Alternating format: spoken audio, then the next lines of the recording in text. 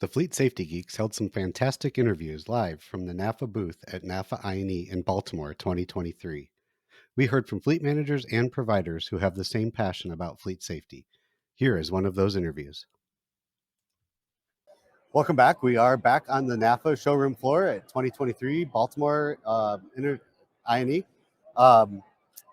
We're live broadcasting. We're here with Sharon Etherington from Roche. Sharon, how are you? Great to be here. Thank you. Thank you. Welcome to the podcast. Here, Sharon. Thank you. Yeah. So we were trying to take a 5-minute quick little interview. And you are a fleet manager with Roche, is that correct? So I am. So I'm based out of Indianapolis, and we have a fleet of roughly 1,700 vehicles. And in that, we have also campus site vehicles that are in 3 different states. Okay, great. You guys probably do something safety related to keep your drivers safe? We do. We have what I feel like is a pretty comprehensive program. Yes. We do a safety program based on points, and we rank them between an excellent driver all the way to a severe driver. And one key point for us is if you're in that severe category for 3 years, it states in our policy that you will be terminated. So we give the driver ample time to correct their driving behavior.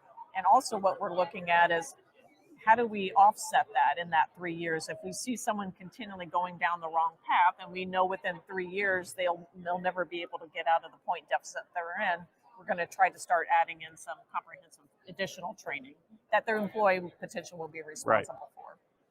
That's great. So to keep drivers from moving up and increasing levels, you said that you do some things to change that behavior. Do you do like online training, one-on-one training? We do a couple things. Broadly, we do 2 trainings a year that's online, and it's typically around a topic that we see a majority of our drivers needing support on. Okay. So that's kind of a standard. We also do a behind-the-wheel training, which is 4 hours worth of classroom instruction, whether that's online, and eventually I'm assuming that'll be back in person. Yeah. And then a 4-hour driving course training. And we require our drivers to do that once every 3 years. Oh, that's great. I love that. Yeah. And if we find additionally that we have a driver that is having multiple speeding violations, then we'll also tack on additional training and related to that violation. Great. Good. So you're taking a proactive approach.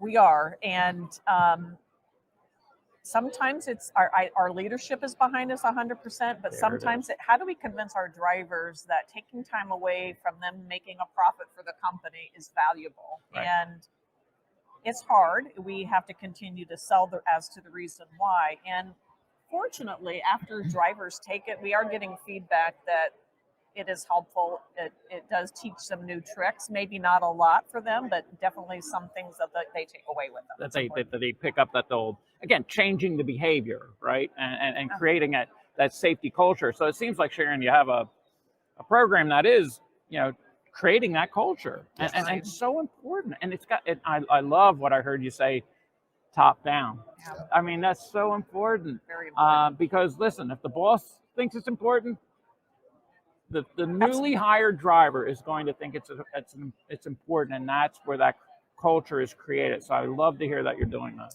Right. That's actually why I asked how you got that program in place, because a fleet department isn't going to just come up with that and say, boom, there it is, because you need that support from everybody.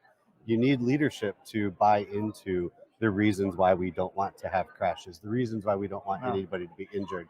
And if they work on it, and I assume you worked with other departments like risk and legal, HR. So we cleared all this through HR and legal just to make sure we all were on the same page. Right. And allowed to be able to give that type of training away from their normal standard job. So absolutely, we have their buy-in. What we're also doing on the flip side is allowing to reward those drivers who have good behavior. So we finally, after 4 or 5 years in this role, now have our first list of drivers that have never had a violation, never had any type of ticket. And so we're actually getting ready here in the next week or two is reward them with reward internally from Roche. And then we're going to broadcast their name amongst their peers. So that's really important. I mean, I know, my back. I mean, I worked for a pharmaceutical for a number of years, and that's really important to them. It's recognition. It shouldn't just all be stick. You have to Right, give the right. carrot Yeah, also. So I'm so glad to hear that you're doing that. Yeah, and That's we're fantastic. trying. We have a very internal program that you get points, and then you can go buy things with those points. Oh, and that's so fantastic. that Yeah. way we're not Rewarding the good behavior. And again, that Absolutely. goes far in establishing that culture, doesn't it? Yeah, and I'd really like to even a year from now come back with a whole more enhanced program. Right now we're just at the very high level. Who hasn't had a ticket in Right. the last 10 years is our scope first of all, and we've got about 20 drivers. Believe it or Wow. not, That's great. Done that. That's awesome. So listen, I'm really glad that we had a fleet manager on, because there's a lot of companies here that promote safety and have great technology to keep drivers safe, which is awesome, and we want to hear from them. But having a fleet manager on who has a very comprehensive program needs to be shared with other fleet managers. Exactly And I right. really hope that we can get that message out. We preach it all the time. We've done a complete, safety policy series. We've had a lot of experts on talking about, and what they say to do is exactly what you did. So Yeah. It can you're be right. done. It Yes, can and be it done. can be done. right. Yeah, And yeah. if we're all preaching how safety is our number one priority within our organization, well, you can't do that unless you give them instruction to change their behavior. Exactly so right. It's right. very, very important. And we're fortunate that most of our accidents have been very minimal, but from time to time you come back and see a vehicle that's been destroyed, not to Yeah. our driver's fault, but again, it shows what can What happen, can happen. and that's kind of in, what we in try a to keep split track of. second. In a split second. I Yeah. mean, it's wow. That's great. All right. Well, as much as we love talking about safety, and Phil and I will always just keep talking for hours if we could, we're trying to keep these to 5 minutes. We're like speed podcasting. Okay. So thank you so much for Thank joining you. us at Thank you, the Sharon. NAFA show Thanks in for Florida. having me. I appreciate it. Thank you. One thing that Thank Erin Gilchrist was first on, she started a fist bump. So let's fist bump. Oh, fist bump. Yeah. Okay. All right. So we'll fist bump out. All right. Thank you so much Bye-bye. for being on. Thanks, Sharon. Okay. Wow.